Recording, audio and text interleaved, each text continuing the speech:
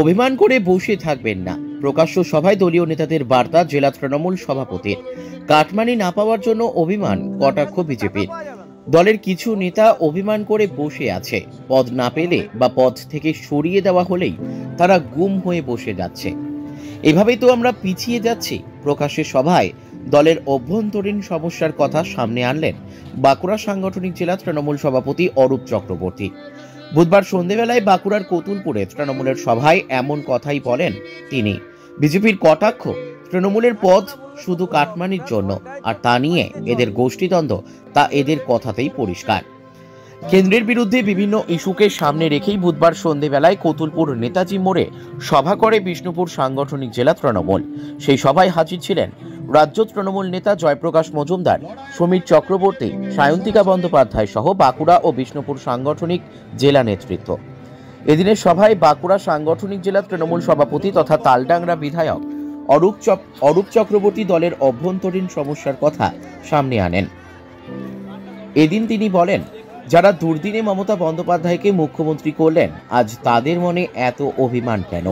কেন অভিমান করব? কেন পিছিয়ে যাচ্ছি আমরা? আসুন আমরা সবাই মিলে মমতা বন্দ্যোপাধ্যায়ের হাত ধরে দিল্লিকে দেখিয়ে দিতে চাই, বাংলায় মমতা বন্দ্যোপাধ্যায় ছাড়া কারো স্থান নেই। এদিন তিনি বলেন, আমরা পদ নিয়ে কাড়াকাড়ি করব না। দল যাকে দায়িত্ব দেবে তাকে সেই দায়িত্ব পালন করতে হবে। পদ থেকে সরিয়ে দেওয়া হলে বা পদ না পেলে গুম হয়ে যাব। কি অভিমান কিসের জন্য? অভিমান করে বসে থাকবো? এই জিনিস চলতে পারে না। আমরা দলের সৈনিক, আমরা পরিচয়। আমি মমতা বন্দ্যোপাধ্যায়ের দল করি। অভিমানীদের দলের সাংগঠনিক কাজে যোগ দেওয়ার আহ্বান করেন তিনি। তৃণমূল সভাপতি অরূপ চক্রবর্তীর এই বক্তব্য করে কটাক্ষ করেছে বিজেপি। এদের পথ হলো কাটমানি। পথ থাকলে কাটমানি থাকবে না।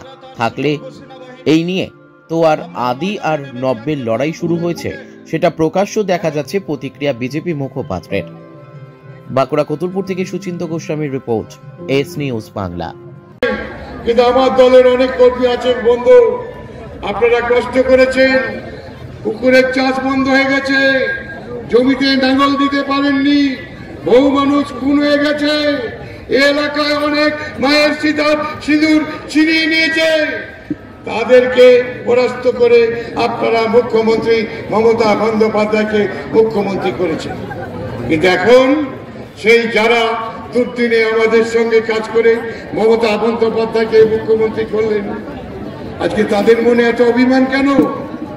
কেন পিছিয়ে যাচ্ছি আমরা? কিসের জন্য আমরা অভিমান করব? সমস্ত পুরনো কর্মী যারা তৃণমূল কংগ্রেসকে প্রতিষ্ঠিত করেছেন, আসুন আরেকবার আমরা ধ্বজা ধরি। আমরা দিল্লিকে দেখিয়ে দিতে চাই, বাংলায় মমতা বন্দ্যোপাধ্যায় ছাড়া অন্য কারো স্থান নেই। তাই সমস্ত কর্মীদের কাছে করজোড়ে নিবেদন করতে চাই, দিল্লি যদি আমরা এদেরকে সরাতে না পারি, বাংলার ভবিষ্যৎ অন্ধকার। সেটা আপনাদের দেখতে হবে। আমরা পদ নিয়ে কাড়াকাড়ি করব না। আমি আজকে সভাপতি নেই বলে আমি গুম হয়ে চুপ করে বসে থাকবো, এই জিনিস চলতে পারে না। দল যখন যাকে মনে করবে তখন তাকে দায়িত্ব নেবে। দলের নির্দেশ আমাদেরকে মেনে নিতে হবে। কি অভিমান আমাদের! আমি সভাপতি ছিলাম, আমাকে সরিয়ে দিয়েছে, আমি বসে যাব? তা তো হয় না। আমি দলের সৈনিক, আমার পরিচয় তেরঙ্গা ঝান্ডা, আমার নেত্রীর নাম মমতা বন্দ্যোপাধ্যায়। তাই না, আমরা মাঝে মাঝে পরিবর্তন করছি। যারা ভালো লোক, যারা সময় দিতে পারবেন, দেওয়া হচ্ছে। কিন্তু যারা পাচ্ছে না তাদের বড় অভিমান হচ্ছে। বসবে কেন? কাজ তো করতে হবে।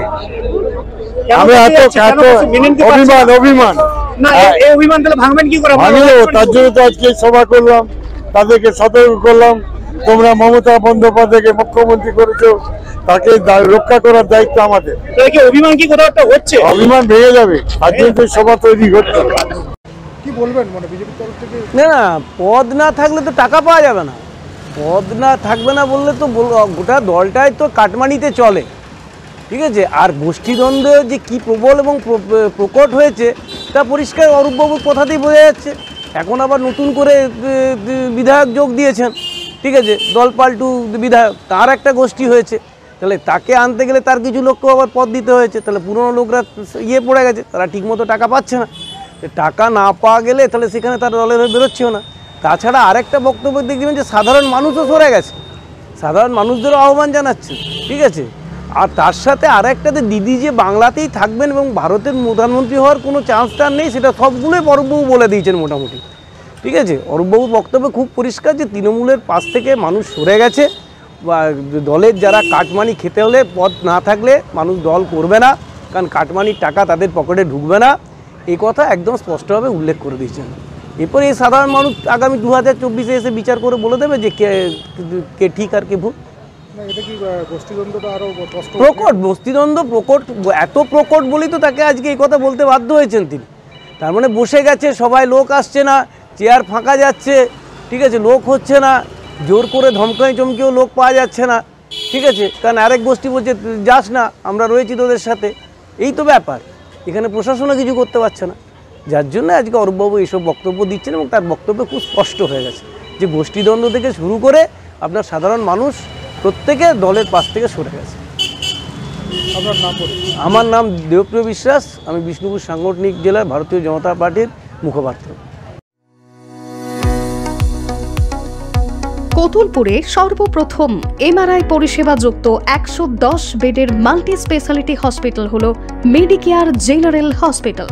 স্বাস্থ্যসাথী মান্যতাপ্রাপ্ত এই হসপিটালে রয়েছে AC, non AC cabin, modern OT, ICCU, NICU, micro surgery, dialysis বিভাগ, ব্রেন ও spine surgery, cancer surgery, lift সহ নানান পরিষেবা।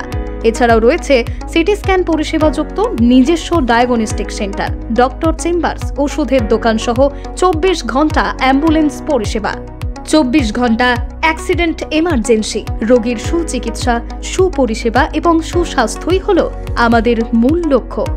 ঠিকানা সরিষাদিঘি, কোতুলপুর, বাঁকুড়া।